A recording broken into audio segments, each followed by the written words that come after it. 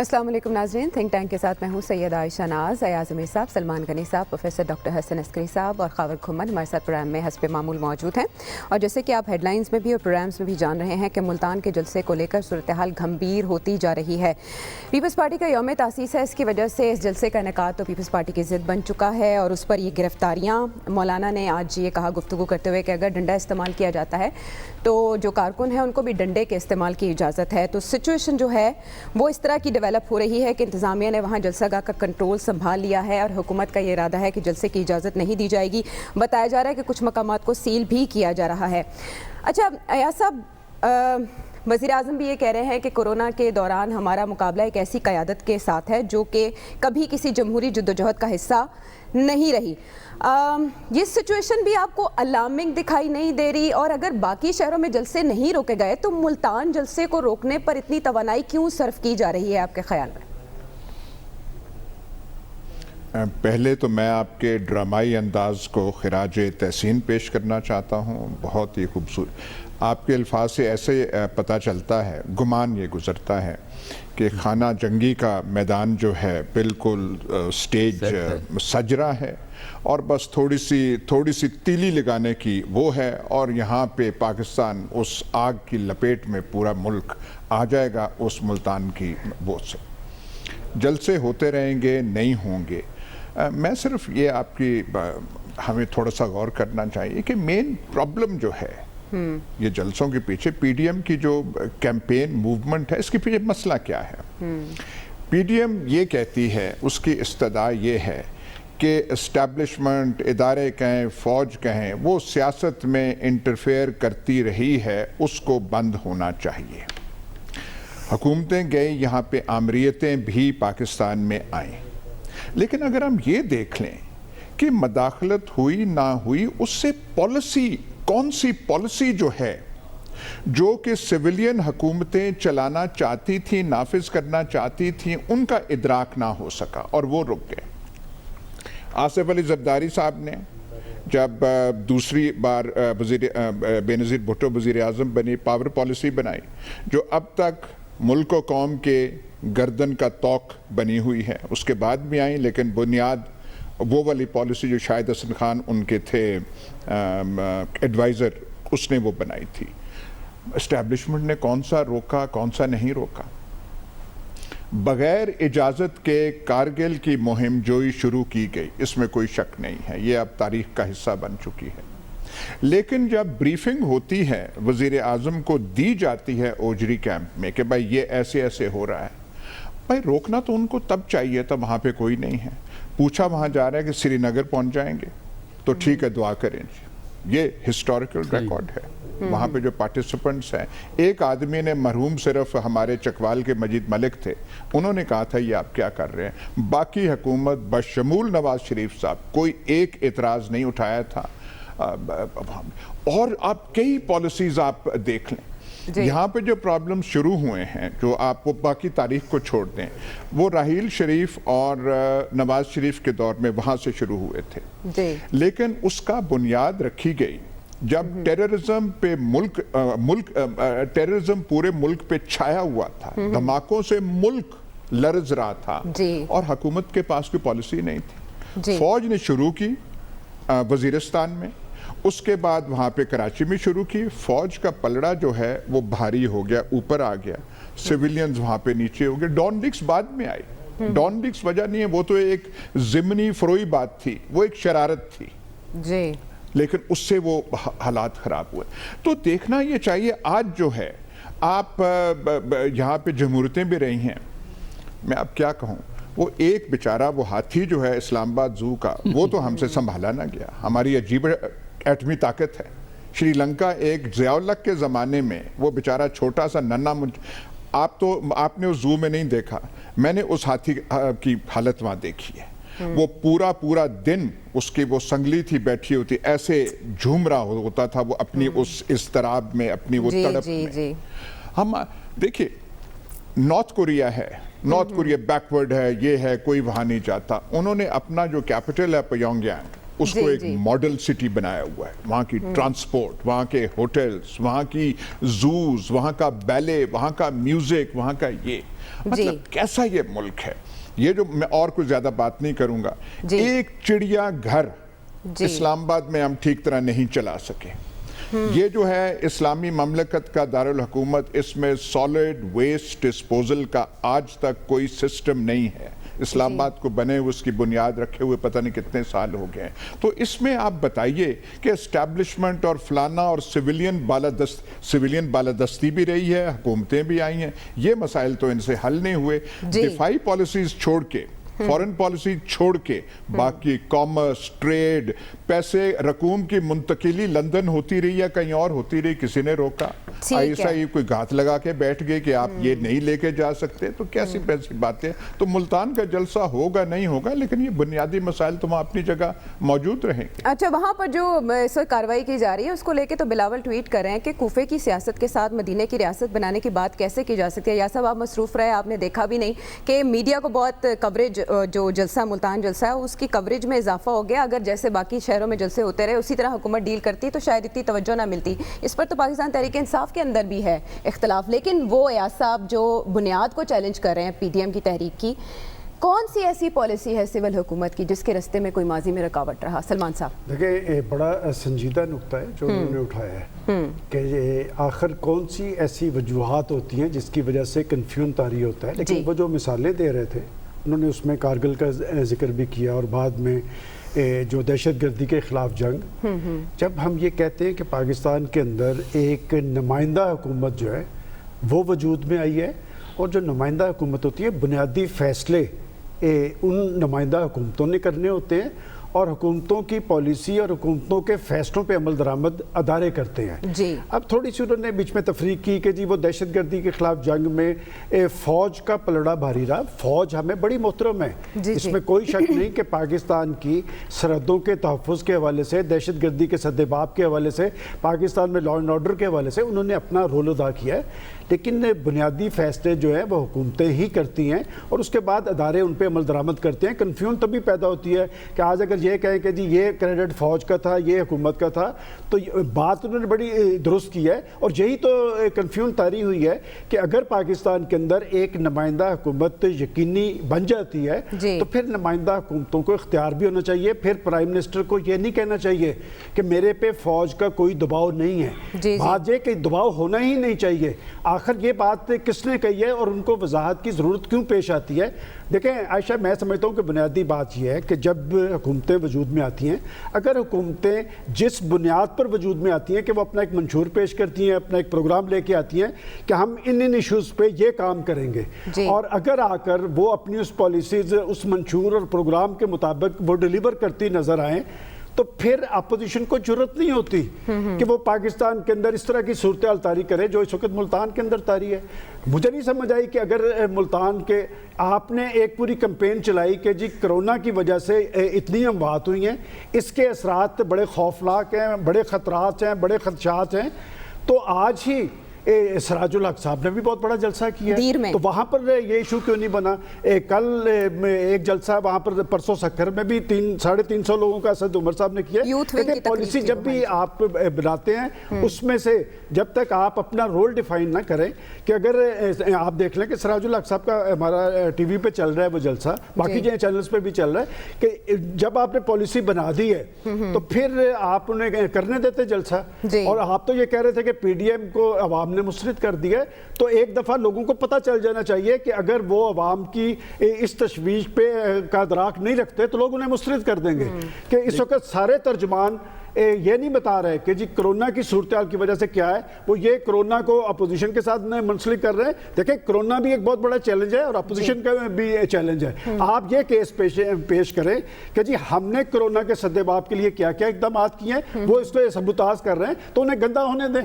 آپ انہیں ایشو بنا کے پیش کر رہے ہیں. پچھلے 24 گھنٹے سے آپ چینلز پہ دیکھ لیں کہ کیا ہو رہا ہے, اور اس سے پہلے اس طرح پولیس گردی نہیں ہوتی سیاسی کارکنوں کے خلاف. آنے والے کل کے اندر کیا آپ سدا حکومت میں رہیں گے؟ ایسے ہوتا نہیں ہے. جی پروفیسر صاحب, لاہور جلسے کی پیش بندی ہے. ریاستی اختیارات کی جب آپ بات کرتے ہیں, ریاستی اختیارات ان کے پاس ہوتے ہیں جو ریاستی اختیارات کو استعمال کریں.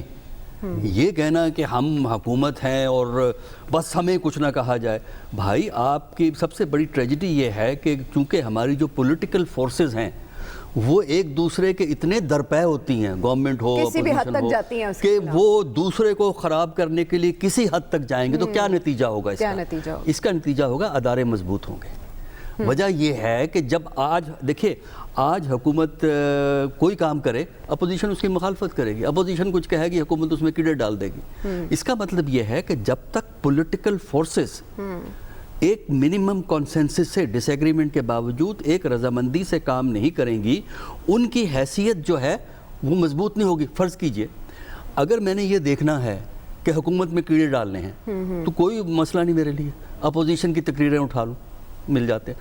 اگر مجھے اپوزیشن میں خرابیاں ڈھونڈنی ہیں تو گورنمنٹ کی تقریریں اٹھا لوں۔ تو ہوتا یہ ہے کہ جب یہ آپس میں دست و گریبان ہیں اور ایک دوسرے کو نیچا دکھانے کے لیے ہر چیز کرنا چاہتے ہیں، ہر لیمٹ کو کراس کرنا چاہتے ہیں، حکومت کے پاس ڈنڈا ہے تو آپ بھی ڈنڈا اٹھا لیں، یعنی ریاست کی حیثیت ایک لیگل لیجیٹیمیٹ فورس ہوتی ہے، اور میں جب کہتا ہوں ڈنڈا اٹھاؤں گا تو میری لیجیٹیمیٹ حیثیت نہیں ہے۔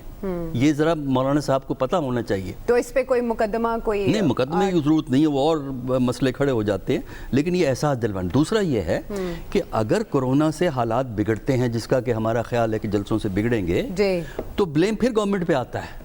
اپوزیشن یہ تھوڑی کہے گی یہ جلسوں کی وجہ سے کورونا پھیلا ہے، وہ کہے گی حکومت کی نالائکی کی وجہ سے کورونا پھیلا ہے، انہوں نے ہسپتالوں میں سہولتیں مہیا نہیں کی، دیکھیے وہ کیا ہوتے ہیں، وینٹیلیٹرز کیا ہوتے ہیں۔ جی وینٹیلیٹرز نہیں ہیں، بیڈز کی کمی ہے، وینٹیلیٹرز نہیں ہیں، حفاظتی اقدامات نہیں ہیں، وہ یہی بحث کہ آپ نے وہاں جلسہ کر لیا، آپ نے یہاں جلسہ کر لیا۔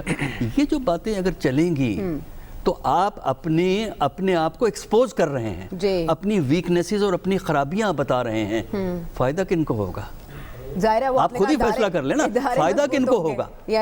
پاکستان کی تاریخ کیا بتاتی ہے؟ یہی بتاتی ہے نا کہ جب یہ دست و گریبان ہوتے ہیں، ایک دوسرے کو گرانے کی ہوتا ہے تو دونوں ہی گر جاتے ہیں۔ بالکل ٹھیک ہے، اور اس میں اب ہر حد تک جانے کا فیصلہ اپوزیشن تو کر چکی ہے، لیکن خبر حکومت کو تو پھونک پھونک کر قدم رکھنا ہوں گے۔ مولانا صاحب یہ کہہ رہے ہیں کہ ہم نے پہلے جنوری تک لانگ مارچ کرنے کا سوچا تھا، اب جلدی کریں گے، اس پوزیشن میں ہے اپوزیشن؟ دیکھیں چونکہ وہ پی ڈی ایم کے سربراہ ہیں، ان کے پاس اختیار ہے، اور پی ڈی ایم کی جو بھی انہوں نے پالیسی لے کے آگے چلنا ہے تو ان کے پاس پورا اختیار ہے اس طرح کے بیانات دینے کا۔ اب تو سوال بنیادی طور پر یہی ہے کہ اگر فرض کریں کہ پی ڈی ایم یہ جلسہ نہ کرتے یا بھی یہ 2 مہینے کے لیے ڈیفر کر لیتے تو تمام جگہ سے یہی سوال اٹھایا جا رہا ہے نا، سول سوسائٹی ہو، میڈیا ہو، پولیٹیشنز ہو، تو کون سی قیامت آ جاتی۔ لیکن وہ کہہ رہے ہیں کہ جی ہم نے چونکہ اپنا ایک اسکیجول بنایا ہوا ہے اور اسی اسکیجول کو لے کے آگے چلنا ہے، تو ہم نے اس کے اوپر عمل کرنا ہے۔ کیا اپوزیشن اس قابل ہے کہ وہ یہاں پہ اپنا اکٹھا کر کے وہ ایک لانگ مارچ لوگوں کا لے کے آگے اسلام آباد کے اوپر چڑھائی کر دے اور عمران خان ڈر کے بھاگ جائے یا ریزائن کر دیں؟ وہ تو ہم پہلے بھی اس ایشو کے اوپر بات کر چکے ہوئے ہیں کہ ایسے فی الحال کوئی زمینی حقائق ہمیں ہرگز نظر نہیں آ رہے۔ سراج الحق صاحب کی بات ہوئی، وہاں پہ جو انتظامیہ نے ان کو منع کیا، 2 دن پہلے شاید سوات میں بھی تھا، لیکن وہاں پہ ایک 2 member bench probably Peshawar high court کا ان کے پاس وہ گئے، انہوں نے اجازت لی کو سرٹن ایس او پیز کے ساتھ۔ میرے خیال میں یہاں پہ بھی ان کو چونکہ ہائی کورٹ کا آرڈر ہے یہاں پہ اسلام آباد ہائی کورٹ نے، اور یہاں لاہور سے بھی کہ ان کو روکے منع کریں، تو حکومت کہہ رہی ہے کہ ہم اسی کے تحت آگے جا رہے ہیں۔ تو جو پی ڈی ایم والوں کو ان کے پاس وکلاء کی ایک برادری موجود ہے، وہ عدالت کے پاس چلے جاتے، بجائے مولانا صاحب یہ کہتے پھریں کہ جی اگر آپ کے خلاف ڈنڈا اٹھایا جائے تو آپ بھی ڈنڈا اٹھا لیں، جو ریٹ کو چیلنج کریں۔ کیا عمران خان کے اوپر فوج کا دباؤ، وہ کنفیوژن کریٹ کرنے میں ہم میرے خیال میں وہ میڈیا کے اوپر ہو جاتی ہے، کیا کریں۔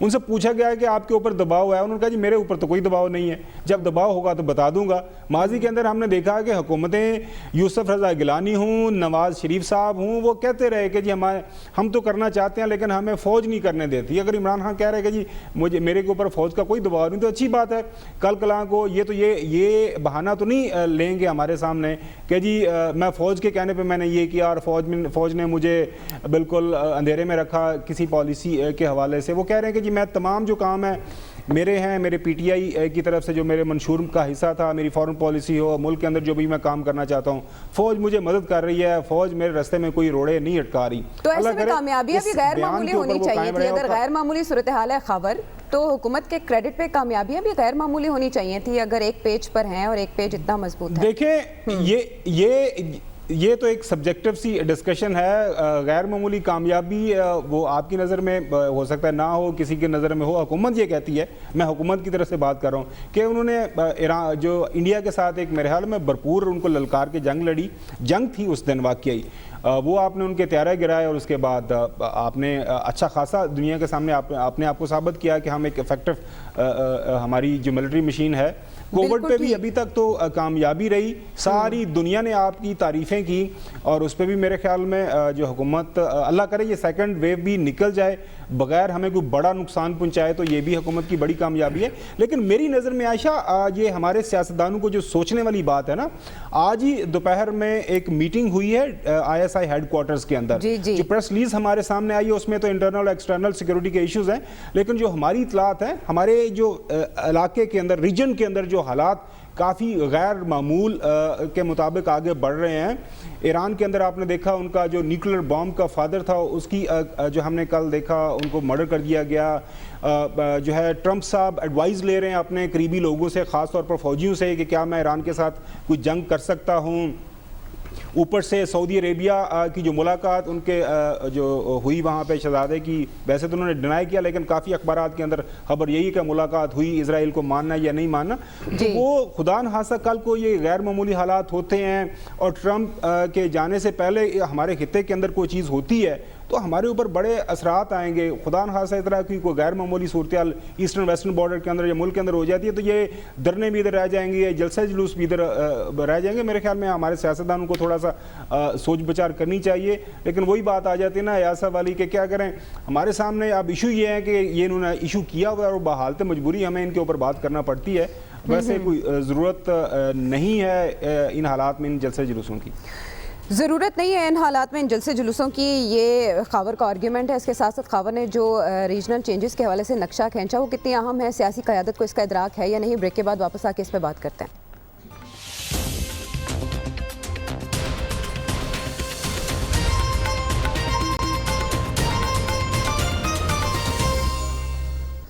ویلکم بیک ٹو دا شو. ناظرین, بریک پر جانے سے پہلے خاور بات کر رہے تھے کچھ ریجنل چینجز کی, اور خبر بھی ہمیں دے رہے تھے کہ وزیر اعظم پاکستان نے ISI ہیڈ کوارٹرز کا دورہ کیا ہے, جہاں DG ISI نے انہیں بریف کیا ہے. تینوں مسلح افواج کے سربراہان وزیر اعظم کے ہمراہ تھے, اور انہیں وہاں جو انٹرنل اور ایکسٹرنل سچویشن ہے اس کے حوالے سے بریف کیا گیا وزیر اعظم کو. تو ایسا صاحب, آپ ڈپلومیٹ بھی رہے ہیں, جو کنسرن خاور شو کر رہے ہیں, آپ اسے اگری کرتے ہیں کہ خطے میں کچھ غیر معمولی چینجز آ رہے ہیں؟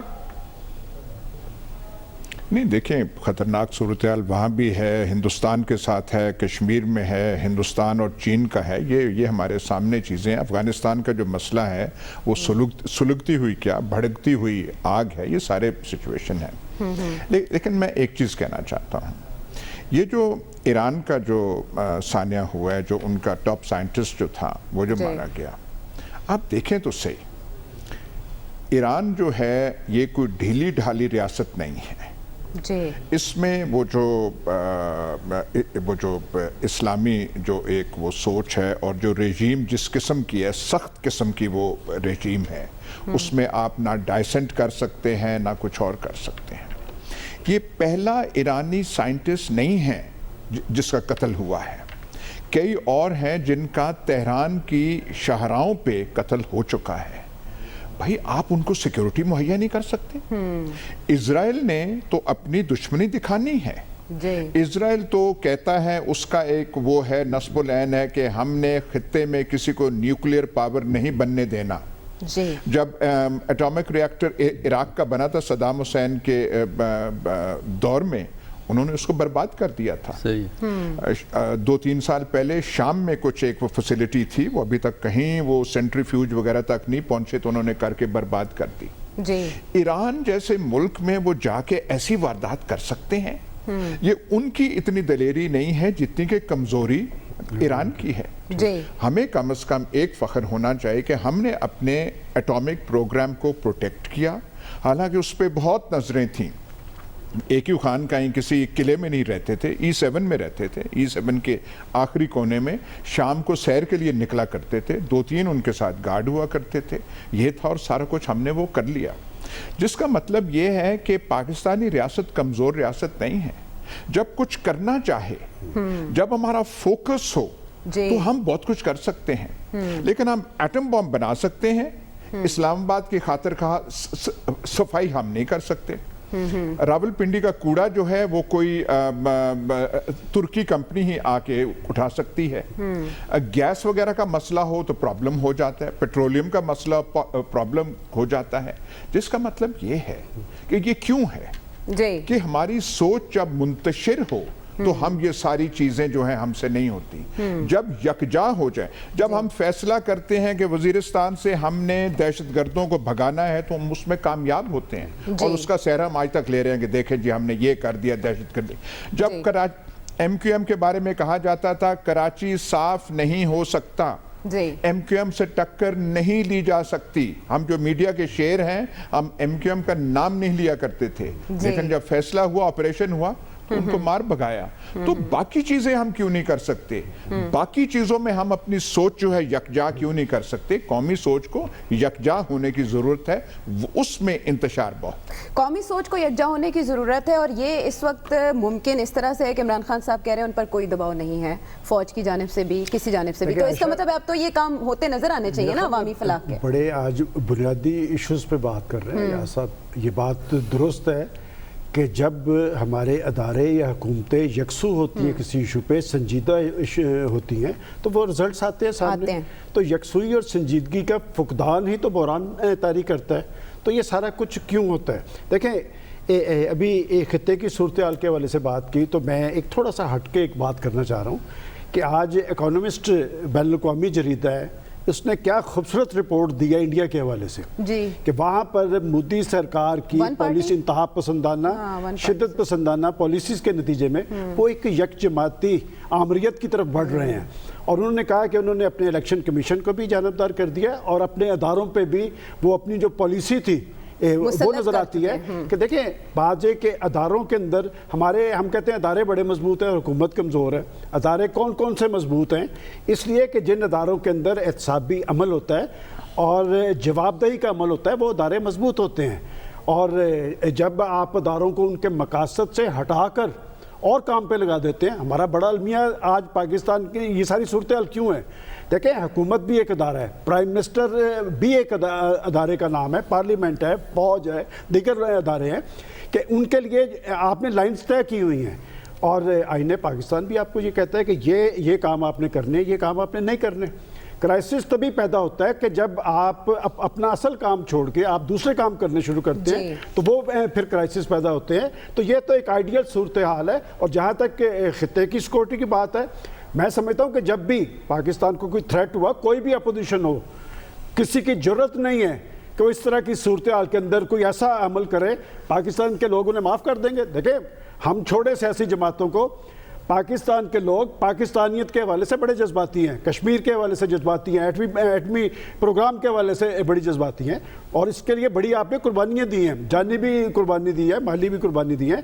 आखिर क्या वजह है कि पाकिस्तान में आज यकसुई और संजीदगी का फुकदान है? मैं समझता हूँ कि अगर ऐसी कोई गैर मामूली सूरत हाल हुई, तो अगर अपोजिशन अपनी जिद और हठधर्मी पे कायम रहेगी तो फिर आप देख लेंगे क्या, अगर आप कोरोना का सियासी इस्तेमाल करेंगे ना, फिर यही सूरत हाल तारी होगी कि मुल्तान में जलसे की इजाजत नहीं है, लोअर दीर में इजाजत है। तो ये कंट्राडिक्शन जो है ये प्रॉब्लम पैदा करती है खित्ते की सूरत हाल। देखें, जो रियासत के जो मुख्तलिफ अदारे होते हैं, पार्लियामेंट भी एक अदारा है, जुडिशरी है, ब्यूरोक्रेसी है, फौज है, ये सब अदारे हैं। हर अदारे का एक अपना अंदाज होता है चलने का, एक तरीका कार होता है, रास्ते मुअय्यन होते हैं। और अदारों की खूबी ये होती है कि वो एक कोहेरेंट एंटिटी के तौर पे काम करते हैं। जो सियासी अदारे में जब आते हैं, इसकी नौइयत बाकी अदारों से बहुत मुख्तलिफ है। इसमें डाइवर्स फोर्सेस मौजूद होती हैं। उसको चलाने के लिए आपके अंदर वो कोहेरेंस पैदा नहीं हो सकती जो फ़ौज में यूनिटी होती है, हार्मनी होती है, ऑर्गेनाइजेशन होती है, डिसिप्लिन होता है, वो सियासी अदारों में नहीं हो सकता, ना ही आपको एक्सपेक्ट करना चाहिए। लेकिन जो बुनियादी चीज़ है वो सियासी अदारे उसी वक्त कामयाब होते हैं जब सियासी अदारों की जो क़यादत है, जो हर डायरेक्शन को कंट्रोल करती है, उनमें बुनियादी चीज़ों पे इत्तफाक हो। डिटेल में डिसएग्री कर सकते हैं कि जमहूरियत का मतलब क्या है। जमहूरियत का मतलब ये नहीं है कि हर फैसला मेरे हक में आए। अगर जमहूरी प्रोसेस कोई फैसले मेरे खिलाफ करता है तो मुझ में इतनी करेज होनी चाहिए कि मैं उस खिलाफ फैसले को एक्सेप्ट कर लूँ। जब तक सियासी अदारों में एक मिनिमम कॉन्सेंसस नहीं होगा, जब तक ये सियासी कुव्वतें एक दूसरे को एलिमिनेट करने, ख़ात्मा करने के बजाय वो ये रिकग्नाइज़ नहीं करती कि गवर्नमेंट और अपोजिशन दोनों सियासी और जमहूरी अमल का हिस्सा हैं। ना वो हुकूमत को ख़त्म कर सकती है अपोजिशन, ना गवर्नमेंट अपोजिशन को ख़त्म कर सकती है। जिस दिन ये रियलाइज़ कर लिया आपके सियासी अदारे मौसर हो जाएंगे। लेकिन हम ये रिकग्नाइज़ नहीं करते। अगर गवर्नमेंट है वो अपनी मोनोपोली चाहती है, अपोजिशन है वो, आज आपने सुन लिया मौलाना साहब की डंडा उठा लो। लेकिन प्रोफेसर साहब जो यार साहब कह रहे हैं कि एटमी मुल्क बनना था, जब यकसू थे सब तो वो बन गए, लेकिन उसके बाद वो इश्यूज, देखिए एटमी कुव्वत बनाने में फैसले के अमल को उन्होंने पॉलिटिकल प्रोसेस की जिस तरह हमारे यहाँ चलती है उससे अलहदा रखा, एक सेपरेट प्रोसेस के तौर पे वो चला है। वो उसकी डिटेल है जिसकी हम बात नहीं कर सकते, लेकिन हमें पता है कि प्रोसेस एक आपने एक एक्सक्लूसिव अंदाज में उसको डे टू डे पॉलिटिक्स से बाहर रखा, और उसको आप बाहर रख सकते थे क्योंकि वो साइंटिफिक और टेक्निकल और सिक्योरिटी चीज़ें थी। उनको आप अमली सियासत में, डे टू डे सियासत में ला सकते, उनको बाहर रखा, आप कामयाब हो गए। अगर वही चीज़ हमारी सियासी जमातों की कंट्रोल में होती फिर नहीं होना था ये काम। सिक्योरिटी जितना जो अहमियत है वो सोशल वेलफेयर को अब नहीं मिलनी चाहिए प्रोफेसर साहब, वो पॉलिटिकल पार्टीज की वजह से ही। देखें, ये तो हमारी सियासी हुकूमतों को ही रियलाइज़ करना चाहिए कि आज के ज़माने में सिक्योरिटी का मतलब ये भी लिया जाता है कि आपके माशरे में अवाम की फलाह के लिए आप क्या काम करते हैं, क्या कर रहे हैं। एजुकेशन देना, हेल्थ केयर प्रोवाइड करना, माशरे में डिसिप्लिन पैदा करना, एक नज़्म व ज़ब्त पैदा करना, रूल ऑफ लॉ इस्टेब्लिश करना। क्योंकि होता ये है कि हमारा तजर्बा ये बताता है कि बहुत सी रियासतें अपने अंदर से टूट के गिर जाती हैं। आप सोवियत यूनियन को भूल गए हैं, आप योगोस्लाविया को भूल गए हैं, आप सोमालिया का हाल आपने देखा है 90s में क्या हुआ, और अफ्रीका की कई रियासतें किस तरह हुई। फेल्ड स्टेट का कॉन्सेप्ट कैसे इवॉल्व हुआ, ये पॉलिटिकल फेलियर की वजह से हुआ था, मिलिट्री फेलियर की वजह से नहीं हुआ। बिल्कुल ठीक है, ये ऐसी चीज़ें हैं, ऐसे निकते हैं जिन पर सबको मिलकर बैठना चाहिए। और खबर आपने आज सुना भी होगा कि शहबाज शरीफ साहब डायलॉग की बात कर रहे हैं। आज वज़ीर आज़म ने अंदरूनी और बैरूनी सूरत हाल के हवाले से ब्रीफिंग भी ली है। क्या हालात उस मोड़ पे आ चुके हैं, रीजन वाइज भी और इंटरनली भी, कि सब कहीं मिल के बैठें, मिनिमम इत्तफाक़ राय कर लें? देखें, एक तो बड़ी खूबसूरत बात की आज जो हो रही है कि यकसुई होनी चाहिए, और मैं समझता हूँ कि मैंने जो रीसेंट पाकिस्तान की सियासी तारीख के अंदर अगर यकसुई देखी है तो इससे ज़्यादा बेहतर यकसुई हो नहीं सकती, और होपफुली इसके नताइज भी हमें मस्बत आने वाले दिनों के अंदर मिलेंगे। आप अफवाज पाकिस्तान के पास जाते हैं, हमारे PDM वाले उन्हें कहते हैं खुदा रहा हमारी मदद को आए, ये जो सिस्टम है इस तरह नहीं चलेगा।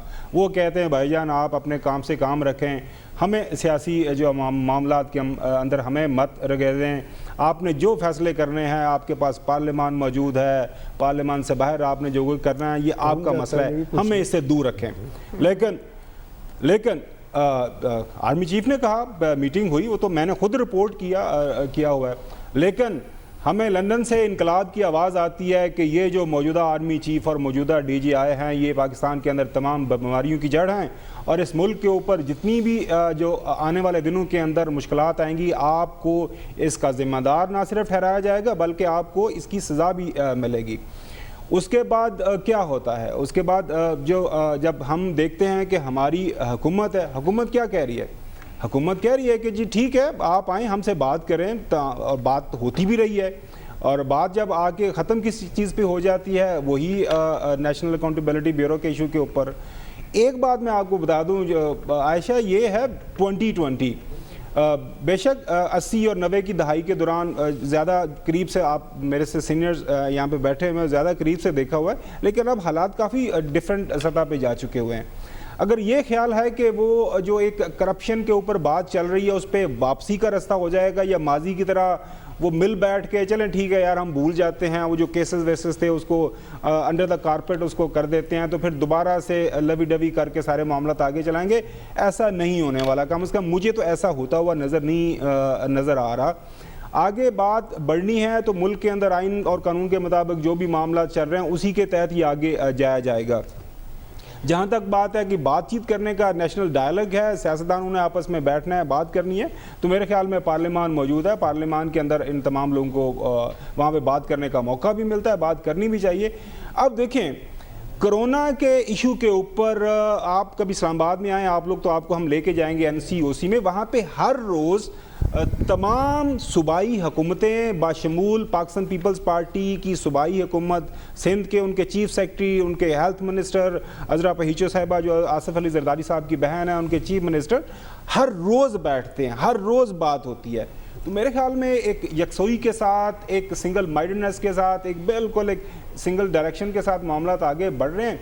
बाकी ये सियासत है, हमारे मुल्क के अंदर सियासत भी चलती रहेगी, और मौलाना फजल रहमान साहब अपनी आखिरी इनिंग्स खेलना चाहते हैं और वो खेल रहे हैं अच्छे भरपूर तरीके से, देखते हैं वो कितने कामयाब होते हैं। लेकिन वही ज़मीनी हकायक कम से कम इसके जो है बारक्स में नज़र आ रहे हैं, हमें कोई ऐसी जो तहरीक अपोजिशन की है कोई वो कामयाब होती नहीं नज़र आ रही।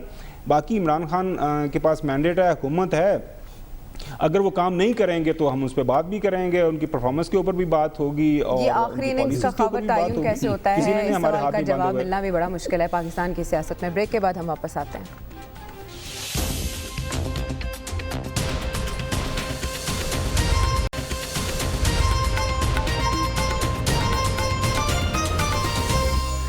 Welcome back to the show. वक्त हमारे पास हस्बे मामूल मुख्तसर होगा। तो ऐसा जिस बात से आपने प्रोग्राम शुरू किया, इस्लामाबाद के हाथी को तो चले हमने बैरून मुल्क भेज दिया, वहाँ वो रहेगा, आराम करेगा और बेहतर ज़िंदगी गुजारेगा। ये जो इस्लामाबाद की सियासत है इसको तो हम कहीं एक्सपोर्ट नहीं कर सकते ना बेहतरी के लिए, तो उससे मुल्क के मसाइल का हल निकले, इसे कैसे सुधारा जा सकता है या सुधारा जा सकता है आपके ख्याल में? देखिए इसमें कोई एक्स्ट्रॉर्डनरी चीज़ नहीं है जो इस वक्त मुल्क में हो रही है। अपोजिशन की दुकान 2 साल तक तकरीबन बंद थी, ये PDM के जलसे जुलूसों से फिर थोड़ी खुल गई है। मौलाना फजलुर रहमान जो हैं बोलते बहुत अच्छा हैं, गुफ्तार के मतलब मैं गाजी नहीं कहूँगा लेकिन गुफ्तार के बादशाह हैं, लेकिन इनके पास ना कोई मजमा था, ना कोई स्टेज था, ना कुछ है। इन्होंने ये स्टेज नहीं छोड़ना, ये यहाँ इस स्टेज के सितारे बन गए। बात सिर्फ थी यार इस बीमारी में वो आप ना करें, वो उसमें है, उसको वो जाने नहीं देंगे, लेकिन हमें ओवर ड्रामेटाइज नहीं करना चाहिए। इन जलसों से मुल्क की बुनियादें नहीं हिल रही, कोई तसादम नहीं हो रहा, कोई टकराव नहीं हो रहा, ये हुकूमत नहीं जा रही, यकसुई नहीं ख़त्म हो रही। यकसुई वगैरह का फुकदान जो है वो सोच की कमी की वजह से है, ये नहीं कि मुल्क में PDM के जलसे हो रहे हैं तो इसलिए सोच की इंतशार हो गया, ऐसी चीज़ नहीं।